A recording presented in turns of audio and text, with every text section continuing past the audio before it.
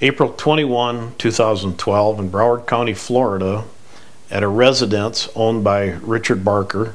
On this particular night, one of the people that was there with this group that was enjoying the evening was Larry Rothe. Larry and Richard were sitting outside, and Richard had his 9mm Beretta, and he fired a round into the ground.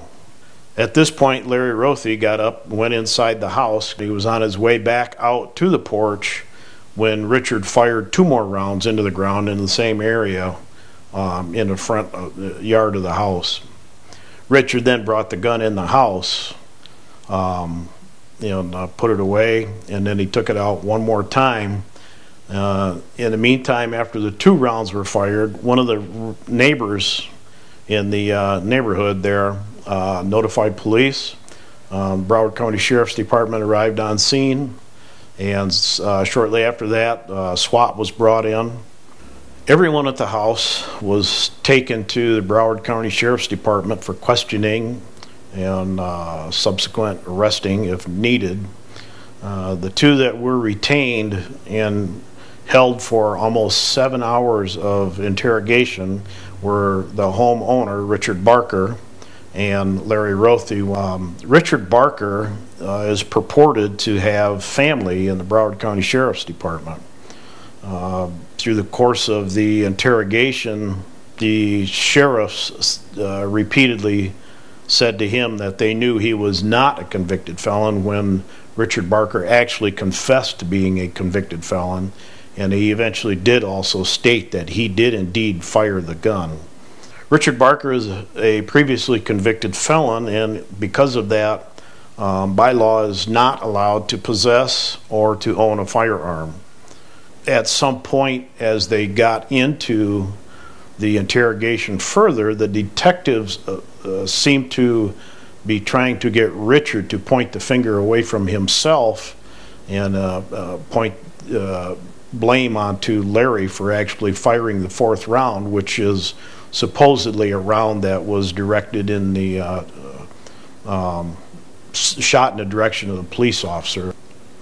During Larry's interrogation, one thing I guess that bothered me to some degree amongst all the other, the tactics that the detectives used, but primarily the thing that is extremely disturbing about this circumstance, and I'm sure that it's probably not the only one, were the psychological tactics that the detectives used to try to coerce, and that's the word I want to use because that's certainly what it appeared to be, as an act of attempting to coerce a confession from Larry. They started out by addressing him as bro and trying to build up some form of a rapport with him, and he went along with it. He was congenial the whole way through, but toward the end of it, they were really putting the pressure, screaming at him,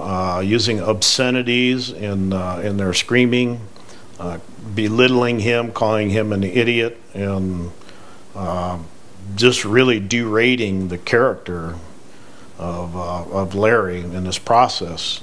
And then at the very end, and this is an extremely condensed version of what took place here that I'm relating to you, at the end of his interrogation, one of the detectives was trying to convince Larry that they felt that the detectives felt that this whole incident had gotten blown out of proportion, that he didn't intend to fire the gun at a Broward County sheriff's officer out in the road with a car, which I need to actually state at this point in time, at no point through the entire course of 7 hours of this interrogation did Larry ever confess to having fired the gun, let alone fire it in the direction of a sheriff's department officer. So the confession was not made. But what they were trying to do by appearances in the video is convince Larry to confess to a misdemeanor, but repeatedly through the course of the video, they were apparently trying to convince him to go ahead and confess to this, even though he didn't do it. And that way he would not be facing, the serious charge which he's facing now, which is attempted first-degree murder on a law enforcement officer. Now, during Richard's interrogation, some of the same tactics were used with him, psychological tactics. Our perspective on this circumstance is that Richard Barker, having family in the Broward County Sheriff's Department, is going to do what they can to protect Richard. He's a convicted felon, and he should not have had possession of that firearm by law. And being a convicted felon and in possession of the firearm and actually admitting to having discharged it on the interrogation video, by rights he should be in prison. But by getting the finger pointed at Larry, that takes the pressure off of Richard then, and he can be released, and now Larry is going to be charged for the discharge, the fourth round that hasn't been found. The end result with the interrogation was that Larry did not confess to anything, misdemeanor or otherwise, because he knew in his own mind that he did not fire the gun. He had not even held the gun. The information that we have indicates that Larry's prints were not found on the gun. The DNA is not being run because of the expense of running the DNA in Broward County. Richard Barker has been released. The convicted felon has been released, the person who actually had the firearm in his possession in his house. Larry has been charged with attempted first-degree murder of a law enforcement officer. He remains locked up in maximum security in Broward County Jail. Larry Rothe doesn't have the funds for an attorney in this case, which he definitely needs a professional criminal attorney. The bail for Larry was set at $210,000.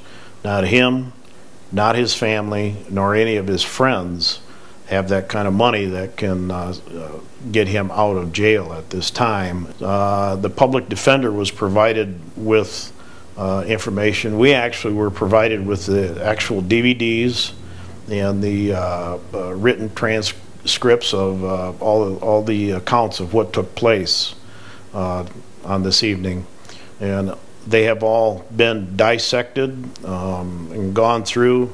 The discrepancies have all been discovered, and all this information was provided to the public defender. And to this date, nothing has been moved forward in this case, and it just really is a situation that it should not have gone as far as what it has at this point, because there's nothing to prove that Larry had anything to do with that handgun whatsoever in any of this information. In this situation, no one has been injured.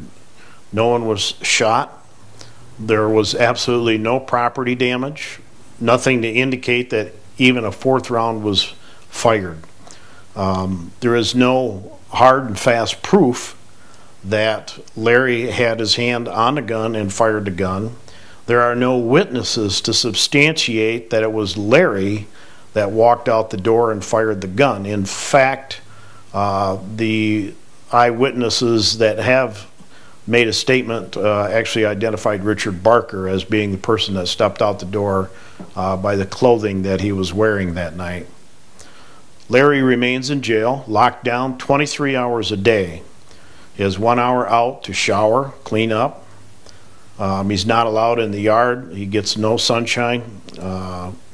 He gets no exercise. The food is very poor.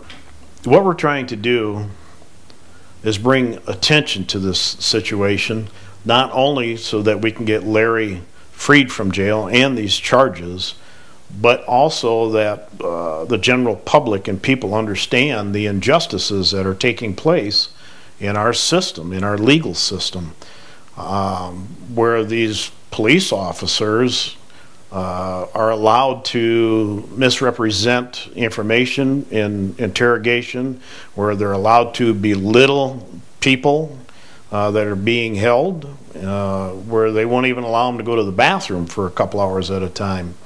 It's just really ridiculous as to how this whole thing operates, and that we have people sitting in jail and prison for things that they just haven't done. One of the first pieces of information that we got from Larry's public defender was that the prosecution, in this case a woman prosecutor, stated that she had every intention of making a sample or setting an example with this case, using Larry to set a precedence with this situation. If you're going to set a precedence in the law, instead of using one case to set that precedence, use all your cases to set the precedence. Uphold the law in a uniform way, the way it should be done, instead of picking one person to individualize and to attempt to set an example with. It's just misuse, it's abuse of the criminal justice system, in my perspective at least anyway. The charge Larry faces, which as I stated earlier is attempted first-degree murder of a law enforcement officer in the state of Florida, carries a mandatory life sentence. Mandatory life sentence.